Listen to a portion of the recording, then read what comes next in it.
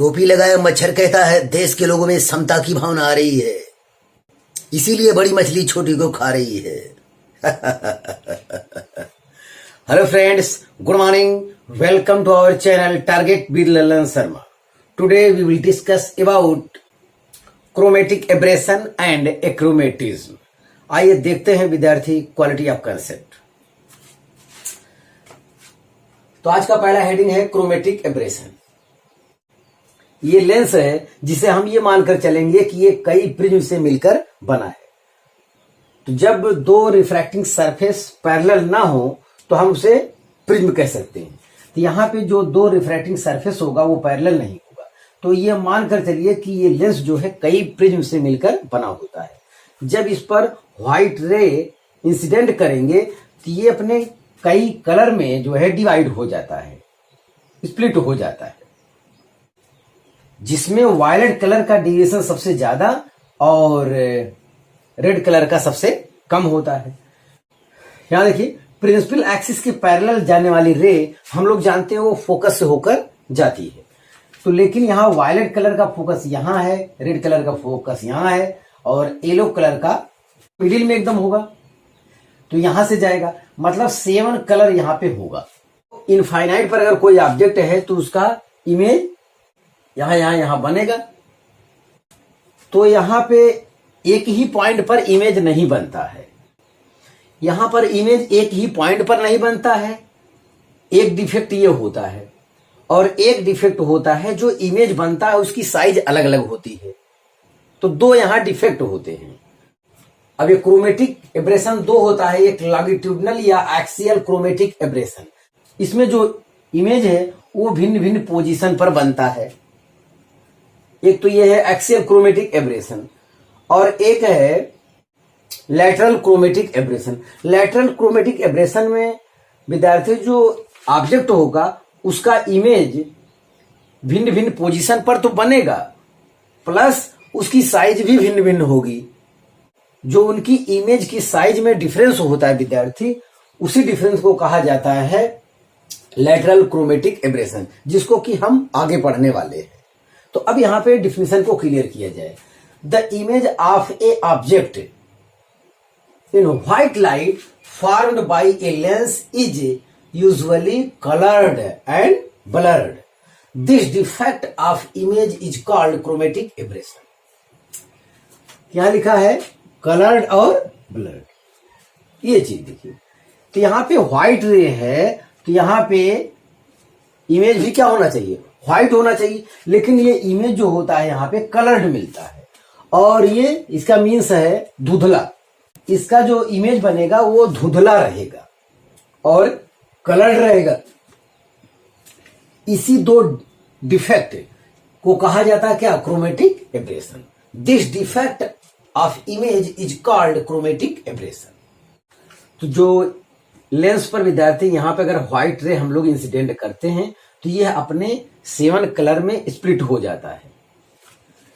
तो यहां पर सबसे ज्यादा जो डेविएशन होता है वो वायलेट कलर का होता है और सबसे कम रेड का। और ये मिडिल में क्या होगा, येलो कलर का डेविएशन होगा। जिस 7 कलर है, 7 कलर सबका क्या होगा, डेविएशन होगा। तो सबकी अलग अलग फोकल लेंथ होगी। येलो के लिए यहां से जाएगा।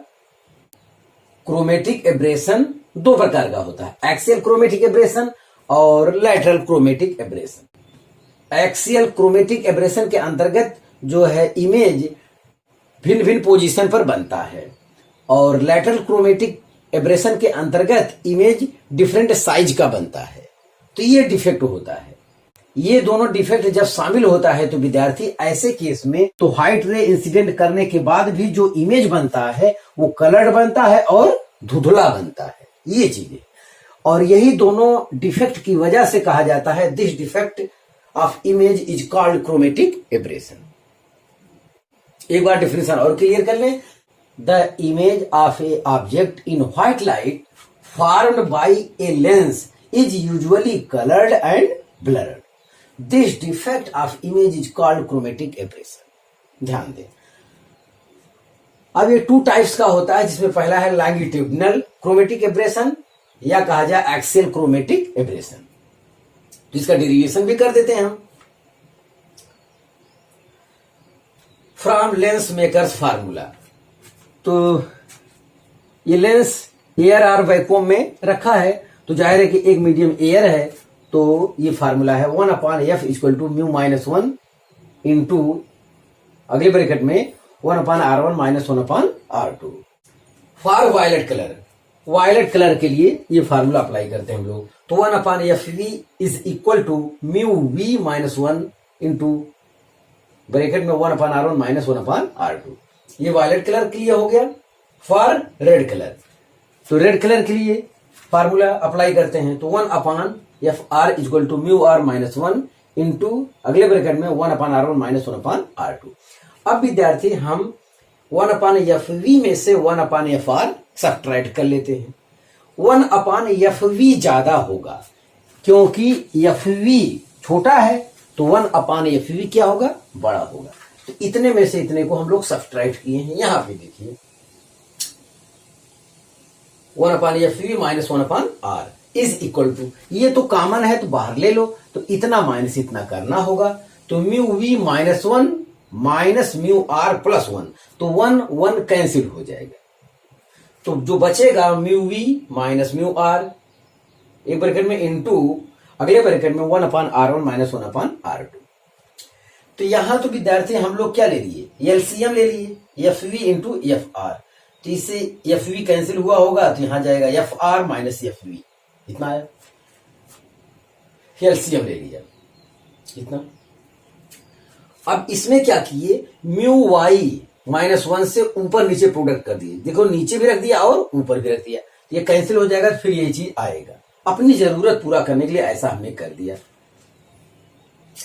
अब ये होता है डिस्पर्सिव पावर ओमेगा, तो ओमेगा इक्वल टू होता है mu v minus mu r upon mu y -1, ये हम लोग पढ़ चुके। अब ये देखिए ये कौन है, अगर ये वायलेट कलर का ये फार्मूला है, रेड कलर का ये है, तो येलो कलर का ये नहीं हो जाएगा। देखिए म्यू y -1 बाकी ये चीज है, तो येलो कलर के लिए यही फार्मूला हो जाएगा। तो इसके स्थान पर हम लोग लिख सकते हैं 1/fy, जो कि यहां मिडिल में पड़ेगा, ये चीज यहां जाएगा, यहां जो कि यहां मिडिल में पड़ेगा।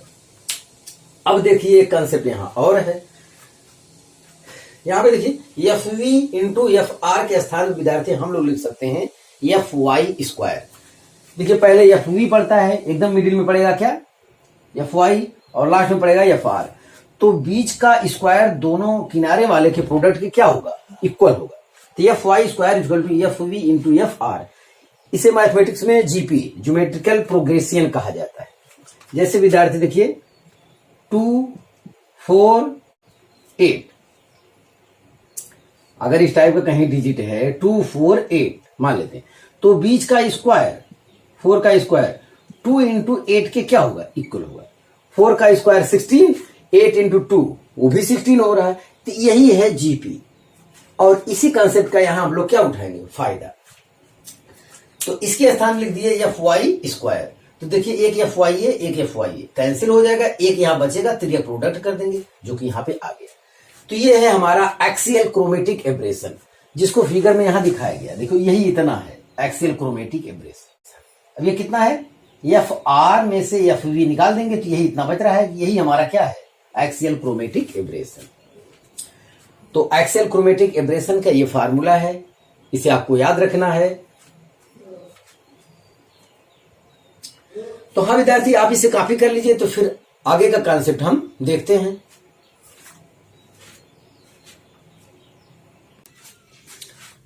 हाँ विद्यार्थी, क्रोमेटिक एब्रेशन का दूसरा हेडिंग देखा जाए, लैटरल क्रोमेटिक एब्रेशन। ये क्या होता है, यहां पे विद्यार्थी कॉन्वेक्स लेंस के सामने एक ऑब्जेक्ट रखा है, और इसका इमेज बनाने के लिए एक रे जो है प्रिंसिपल एक्सिस के पैरेलल लेते हैं, जो कि फोकस से होकर जाता है, और एक रे ऑप्टिकल सेंटर से लेते हैं, जो कि बिना डेविएशन के निकल जाता है। लेंस जो है कई प्रिज्मों का कॉम्बिनेशन है, तो ऐसी दशा में यहां से स्प्लिट हो जाएगा, बढ़ जाएगा। तो रेड कलर का फोकल लेंथ सबसे ज्यादा होगा और वायलेट कलर का फोकल लेंथ सबसे कम होगा। तो यहां पे वायलेट कलर और रेड कलर दो हम ले रहे हैं। तो प्रिंसिपल एक्सिस के पैरेलल जाने वाली रे, ये देखिए रेड कलर वाला रेड कलर के फोकस से होकर जाएगी और वायलेट कलर वाला रे वायलेट कलर के फोकस से होकर जाएगी। ये दोनों रे ऑप्टिकल सेंटर से होकर जाने वाले रे से जहां जहां इंटरसेक्ट करते हैं वहां पर इमेज बनेगा। तो वायलेट कलर का image A dash B dash यहां बन जाएगा और रेड कलर का image A double dash B double dash यहां बन जाएगा। रेड कलर की इमेज को हम HR से दिखाएंगे और वायलेट कलर की इमेज को HV से डिनोट करेंगे। तो लैटरल क्रोमेटिक एब्रेशन है क्या चीज? Lateral chromatic aberration is equal to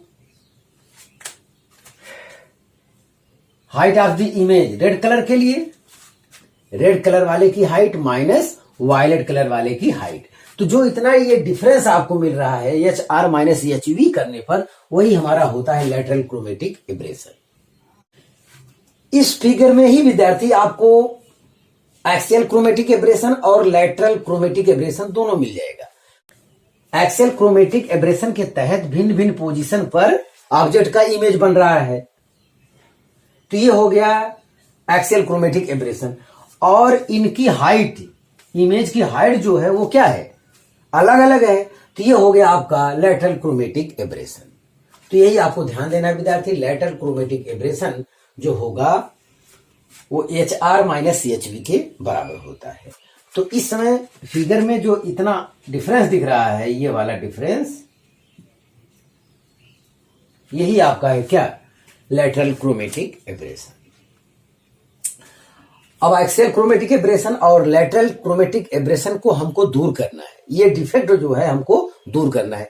दूर करने के लिए विद्यार्थी दो या दो से अधिक लेंस की आवश्यकता होगी, लेकिन वो दोनों लेंस सेम नेचर के नहीं होने चाहिए।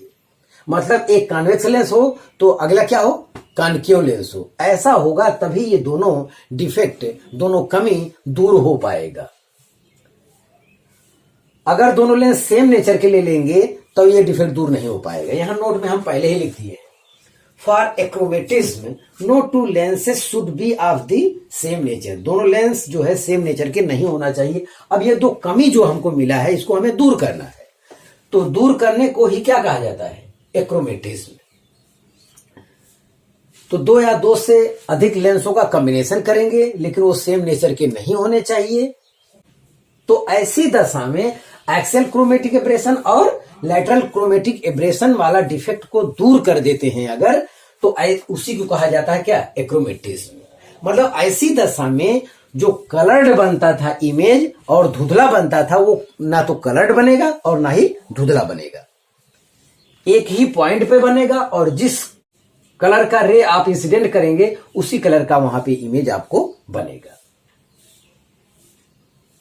तो ऐसी दशा में ये जो डिफेक्ट हमारा है वो दूर हो जाएगा, उसी को कहा जाता है एक्रोमेटिज्म।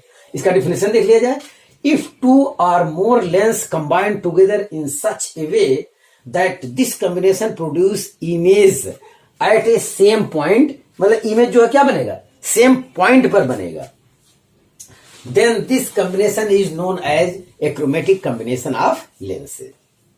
तो ये इसका डिफिनेशन है। या आप यही कह दीजिए कि जो एक्सियल क्रोमेटिक एब्रेशन और लैटरल क्रोमेटिक एब्रेशन, मतलब दो या दो से अधिक लेंसों का ऐसा कॉम्बिनेशन जो लैटरल क्रोमेटिक एब्रेशन और एक्सियल क्रोमेटिक एब्रेशन के डिफेक्ट को क्या कर दे? दूर कर दे, उसी को ही कहा जाता है एक्रोमेटिज्म। तो हाँ विद्यार्थी, इसे आप कॉपी कर लीजिए। तो अब हम इसका डेरिवेशन करेंगे।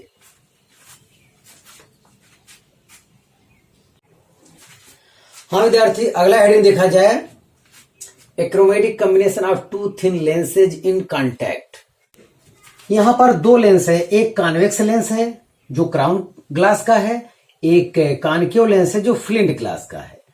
इसका डिस्पर्सिव पावर ओमेगा मान लेते हैं और कॉनकेव का ओमेगा डैश मान लेते हैं। अब विद्यार्थी जब व्हाइट रे यहां पर इंसिडेंट करते हैं तो हम देखते हैं कि ये एक ही पॉइंट पर मिलती है रिफ्रैक्शन के बाद। और यहां पर जो दो डिफेक्ट था एक्सियल क्रोमेटिक एब्रेशन और लैटरल क्रोमेटिक एब्रेशन, दोनों डिफेक्ट जो है दूर हो जाता है। तो व्हाइट रे यहाँ पे इंसिडेंट हुआ है तो जो इमेज बनेगा वो भी व्हाइट ही बनेगा, कलर्ड नहीं बनेगा। और जो धुंधला वाला केस था वो भी यहाँ पे क्या हो जाएगा, खत्म हो जाएगा। बशर्ते ध्यान देना है लेंस जो है अपोजिट नेचर का होना चाहिए।